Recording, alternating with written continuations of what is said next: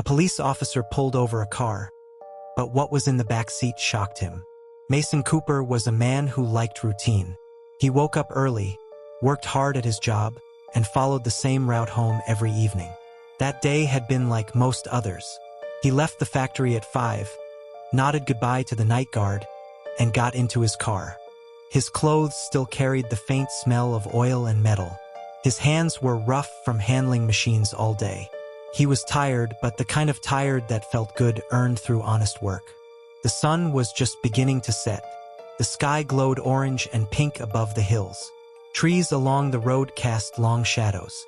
The highway was almost empty. A few cars passed by in the other direction, but Mason's lane was clear. He liked this stretch of road. It gave him time to think, time to breathe after a long day. The sound of the tires on the road and the low hum of the engine kept him calm. He reached over to turn on the radio.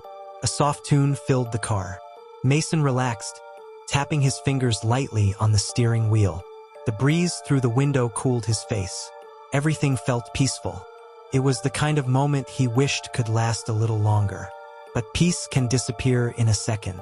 As Mason rounded a gentle curve, something bright caught his eye. Red and blue lights flashed in his rearview mirror. At first, he thought it might be an ambulance. But then the lights stayed behind him. They didn't pass. They followed. His heart began to beat faster. His hands tightened around the wheel. He looked again. It was a police car. The lights kept flashing. The siren stayed off, but the message was clear. He was being pulled over. Mason didn't understand why. He had not been speeding. He had not passed through any red lights or stop signs. His car was in good shape. The registration and insurance were up to date. Still, he slowed down and pulled onto the side of the road. The shoulder was narrow. Gravel crunched under his tires. He came to a full stop and put the car in park. He turned off the radio. The quiet around him felt heavy. The only sound was the breeze through the open window. He reached for his wallet and checked that his license was inside. Then he opened the glove compartment and took out the car's registration papers. His fingers trembled slightly. He wasn't sure if it was fear or just nerves. It wasn't every day that he was stopped by the police. Mason looked in the mirror again. The police car had stopped a few feet behind him. Its lights were still flashing. The door opened and a figure stepped out. The officer began walking toward Mason's car. Mason took a deep breath. He had nothing to hide, but he still felt uneasy. Something about the moment didn't feel right. The empty road, the flashing lights, the sudden stop. It all seemed strange. He stayed still, waiting for the officer to reach his window. His evening had started like any other. But now, under the fading light of the sky and the glow of the police lights, everything was starting to feel different. He didn't know it yet, but this was the moment his life would begin to change. The officer reached Mason's car and stood by the window. His steps had been firm and steady, and his face showed no emotion. Mason lowered the window all the way. He kept both hands on the steering wheel, just like he had seen people do in videos. He wanted everything to go smoothly. The officer said something and reached out his hand. Mason handed over his driver's license and the car's registration. He kept his movements slow and clear. His heart still beat faster than usual, but he stayed calm on the outside. The officer took the documents and looked at them.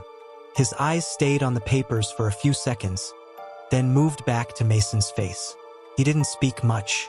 His silence made the moment feel heavier. His eyes narrowed slightly, but it was hard to tell what he was thinking. Then the officer looked past Mason. His eyes shifted to the back seat. At first, Mason thought it was just a quick glance, but then it happened again. The officer's eyes kept going to the same spot behind Mason's seat. It wasn't normal. Most traffic stops involved a few questions and a warning or a ticket. This didn't feel like that. Mason began to feel more nervous. He knew there was nothing unusual in his car. At least that's what he believed. He had left work, driven straight to the highway, and hadn't stopped anywhere else. His back seat had a few things, a blanket, some tools, and an old jacket. Nothing strange. Still, the officer kept looking. It wasn't just a glance anymore. It was more like a stare. He looked like he was trying to figure something out. Mason wanted to turn and check the back seat himself, but he stayed still. He didn't want to give the wrong impression. The officer stepped back for a moment. He looked at the car from a different angle. Then he moved closer again. He kept watching the back seat through the window. His face stayed serious. He looked like someone trying to solve a puzzle. Then he asked Mason to unlock the back door. Mason froze for a second. He hadn't expected that. Usually, the trunk or glove box might be checked, but not the back seat. He hesitated. He didn't say anything, but in his mind, he was trying to figure out what this meant. Why the back seat? Why now? His hand moved toward the lock, but slower than before. He wasn't sure if he should ask a question, but he didn't. The air around him felt heavier. His chest felt tight. The sunset outside had faded, and now the only light came from the flashing police car behind him. The officer waited. His hand rested near his belt, close to his equipment. His body stayed still, but his eyes were focused. Mason unlocked the door. He didn't look back. He kept facing forward, trying to stay calm. The moment felt longer than it really was. Something didn't feel right. Mason could not explain it, but he knew this was more than a regular traffic stop. The silence, the looks, the focus on the back seat. It all pointed to something he didn't understand. He sat quietly in his seat, waiting for what would happen next. The officer walked to the back of Mason's car. His steps were slow and careful. The flashing lights behind him made his shadow stretch across the road. The quiet evening was now filled with tension. Mason sat still in the driver's seat. His hands rested on his lap. His heart kept beating fast. He tried to stay calm, but something felt wrong. The officer reached for the back door handle. Since Mason had unlocked the door, it opened without a sound. The officer leaned inside. His eyes moved slowly over the back seat. There wasn't much there. Just a few things Mason always kept in his car. A blanket, a few tools, and an old jacket. The officer reached for the blanket. It was folded but slightly pushed to one side. He pulled it up gently. That was when he saw something. Tucked under the blanket, sitting flat on the seat, was a package. It was wrapped in brown paper and sealed tightly with tape. It didn't look like something that had been tossed carelessly. It was neat and clean, like it had been placed there on purpose. The officer stared at the package for a moment. His face changed. His body became stiff. He didn't move right away. Then he stepped back from the car. He didn't speak to Mason. He walked away a few steps and reached for the radio on his shoulder. He said something into it. His voice was calm but firm. His eyes stayed locked on the car. Mason saw the officer's reaction and felt a wave of fear. He didn't know what had been found. He didn't remember putting anything strange in the back seat. He had not received any packages. He had not carried anything for anyone. The last thing he expected was for something suspicious to be found in his own car. A few minutes later, more flashing lights appeared in the distance. Police cars began arriving. They stopped around Mason's vehicle, forming a wide circle. The sound of doors opening and closing filled the air. Officers stepped out and moved into position. Some talked into radios. Others looked at Mason's car from different angles. One officer took photos of the back seat from the outside. Another officer placed small cones near the rear door. They seemed to be marking something. A third officer opened the back door wider and looked closely at the package. No one rushed. Every move was slow and careful. They treated the package as something important. Mason was told to step out of the car. He did so slowly. His legs felt weak. He stood near the front of the vehicle, away from the officers. He was not told anything. He was not asked anything. He simply stood there, watching everything happen around him. The officers continued working. One of them put on gloves and picked up the package. He held it like it could break or spill. He placed it inside a plastic container. Another officer sealed the container and labeled it. A third officer wrote notes on a clipboard. Their faces were serious. Their voices were quiet. Mason looked at the back seat from where he stood. The blanket had been moved. The package was gone. But the space it had filled was still fresh in his mind. He didn't understand how it got there. He didn't know what it was. But the way the officers acted told him it was something serious. The moment felt unreal. The quiet drive home had turned into a scene filled with police, lights, and tension. Mason stood beside his car, unsure of what would come next. Nothing made sense to him, but he knew one thing for sure. His life had just taken a turn he never saw coming.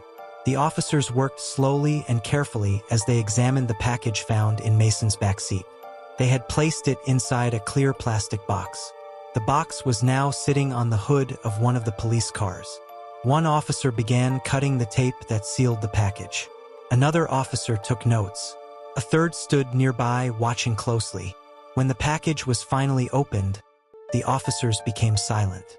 Inside the brown wrapping was a clear bag filled with a powdery substance. It was sealed tightly and packed in layers. One of the officers pulled the bag out and held it up. Others gathered around. Their faces changed. They no longer looked unsure. Now they looked serious and focused. Mason watched from a short distance away. His stomach sank. He didn't know what the substance was, but he could tell by the way the officers reacted that it was something illegal. He felt a deep fear rise in his chest. His hands were shaking. His legs felt weak. He had no idea how something like that ended up in his car. The officers looked at each other. They spoke in quiet voices, too low for Mason to hear. One officer stepped forward and approached him. The officer's eyes were cold. His movements were firm. Without asking any more questions, the officer reached for Mason's hands.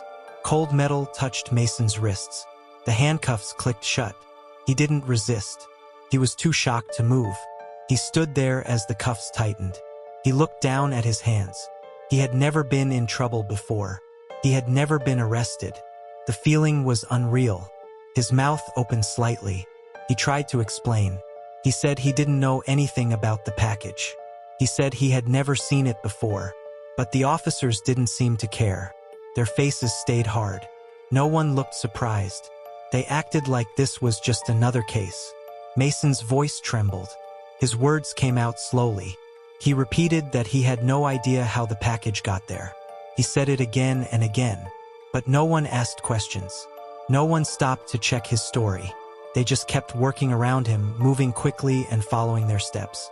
The road that had been so quiet before now looked like a crime scene. Flashing lights lit up the trees and grass. Police cars were parked at angles. Officers walked back and forth. Mason stood near his car, handcuffed and helpless. The wind picked up slightly, and Mason felt a chill on his skin. He was still wearing his work clothes. His shirt was stained from the factory.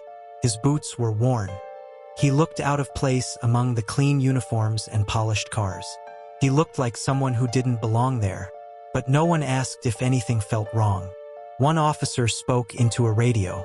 Another took more photos of the package and Mason's car. More notes were written down. Everything moved forward without pause. Mason felt like time had stopped for him, but the world kept going.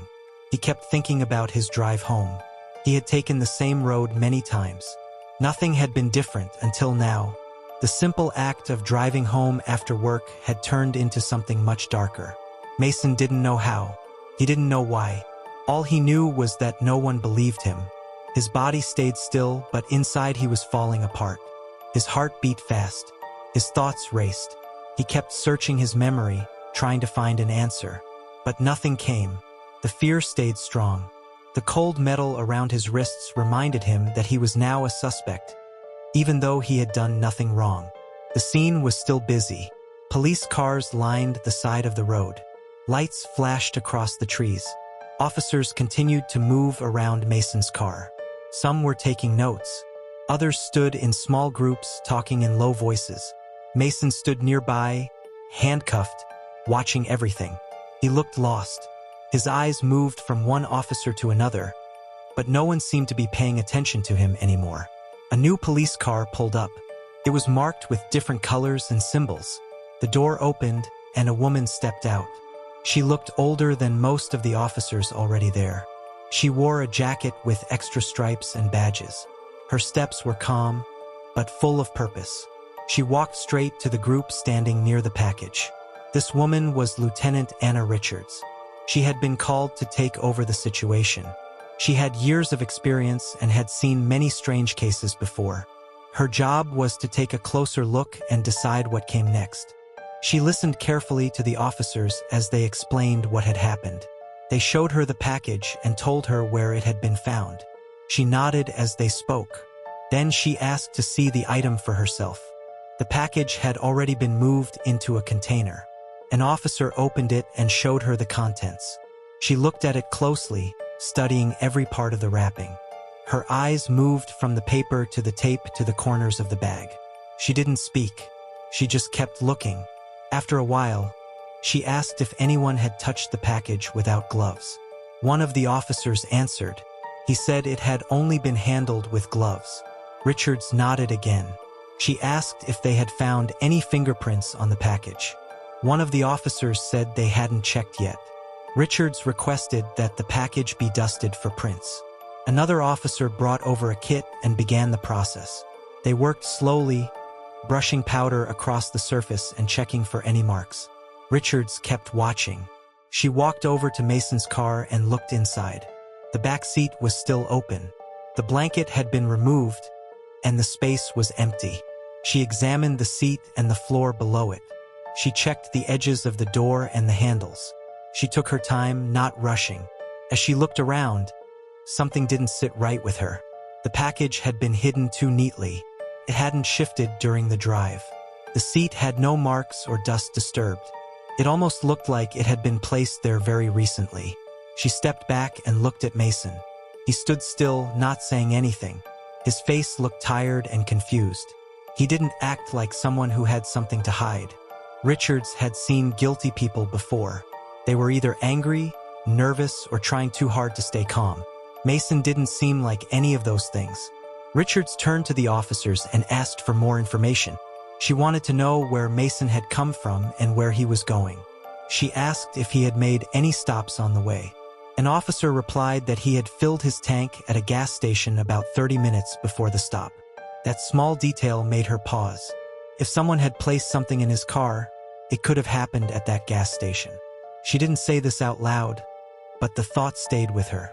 The other officers still believed Mason was guilty. They were sure the package belonged to him, but Richards wasn't sure. Something felt off. She couldn't explain it yet, but her years of work told her to look deeper.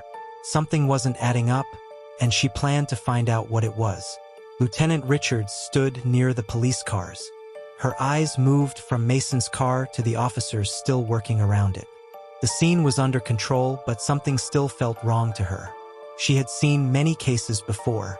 Most were clear. This one was not. The package looked too clean. The back seat had no sign of damage or dirt. Mason's hands showed no trace of powder or handling. The pieces didn't fit. She decided to check every stop Mason had made before the traffic stop. The officers had already said that Mason had stopped for gas earlier. Richards gave a clear order. She wanted a team to drive to that gas station and speak to the manager.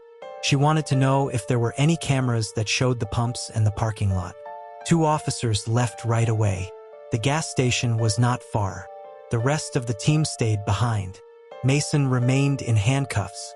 He stood still, saying nothing. Richards didn't speak to him. She stayed focused on finding the facts. After some time, the officers returned. They brought with them a flash drive. The gas station manager had been helpful. The station had clear footage. The cameras faced the pumps and the front of the building. One camera showed the area where Mason had parked. Another showed the inside of the store. The officers plugged the drive into a laptop in the back of a police car. The screen lit up. Richards stood beside it. She watched closely as the video played. The video showed Mason's car pulling into the station. It stopped near the pump. Mason got out of the car and walked toward the store. He went inside to pay. The timestamp on the video matched the time he said he had been there. Then the most important part came. While Mason was inside the store, another person appeared. This person moved quickly. They walked up to Mason's car and opened the back door. They were wearing a hoodie and gloves. They held something in their hands. It was wrapped in brown paper. They placed it under the blanket in the back seat. Then they closed the door and walked away. The whole thing took less than a minute. Richards watched the screen without blinking. The person's face was hidden, but the act was clear. Mason had not placed the package in his own car. Someone else had done it without him knowing. She told the officers to pause the video and replay the scene.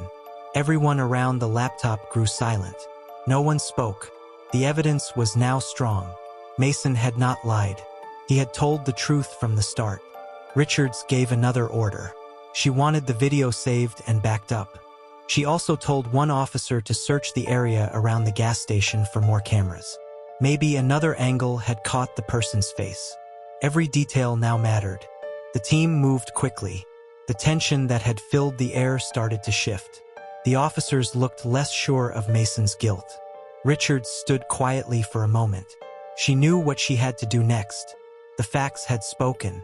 Mason had not placed the package in the car. He had not touched it. He had not known it was there. The video showed everything clearly. The story had changed. The officers had to accept the truth. What they thought had been a simple case was now much more complicated. Richards had found the missing piece. The truth was no longer hidden. The road was quiet again. The flashing lights had turned off. Most of the officers had stepped back. Some were speaking in low voices. Others stood near their cars. The tension that once filled the air was slowly fading. Mason stood still, but his hands were no longer in cuffs. An officer had removed them after the truth came out. The metal had left red marks on his wrists. He rubbed them gently as he looked around. His legs still felt weak. His chest still felt heavy. The fear hadn't left yet, but it had started to fade. Lieutenant Richards had taken charge of everything. She had spoken to the other officers. They had listened. No one argued. The video had shown what really happened. The truth had been hidden, but now it was clear. One by one, the officers apologized. Their words were short, but their faces looked serious. Some of them looked ashamed. Others just looked quiet. Mason gave a small nod in return. He didn't know what to say. He was too tired to speak. His thoughts were still scattered. His heart still beat faster than normal. After a few more minutes, the officers packed up their things. They closed the back doors of their cars. They placed the sealed evidence inside one of the vehicles. The lights turned off. The sound of boots on gravel slowly faded. The road returned to silence. Mason sat in his car. He didn't start the engine right away. He placed his hands on the steering wheel and stared out the windshield. The sky was now dark. The stars had started to come out. The peaceful evening he had once enjoyed felt far away now. He thought about everything that had happened. It had started with a simple drive home. It had turned into something he never expected. He had been treated like a criminal. He had been handcuffed. He had felt fear he had never felt before. All of it had happened in just a few short hours. And now it was over. He took a deep breath. He closed his eyes for a moment and tried to calm his mind. He had done nothing wrong, but still, he had been caught in something serious. The thought scared him. The idea that someone could put something in his car without him knowing felt hard to believe. But it had happened. He opened his eyes and looked at the road ahead. It was empty. The silence felt different now. It was not peaceful. It was heavy. He turned the key and started the car. The engine came to life. He put the car into gear and began to drive. The wheels rolled slowly at first. Then he picked up speed. The road stretched out in front of him. Trees passed by on either side. He kept his eyes on the road, but his thoughts stayed behind. The police had told him they would search for the real person behind the package. They had promised to follow the clues. Mason hoped they would.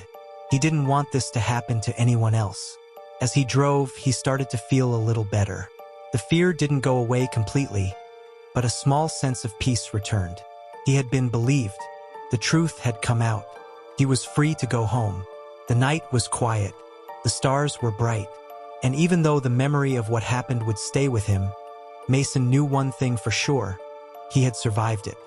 He had faced something terrible and come out the other side.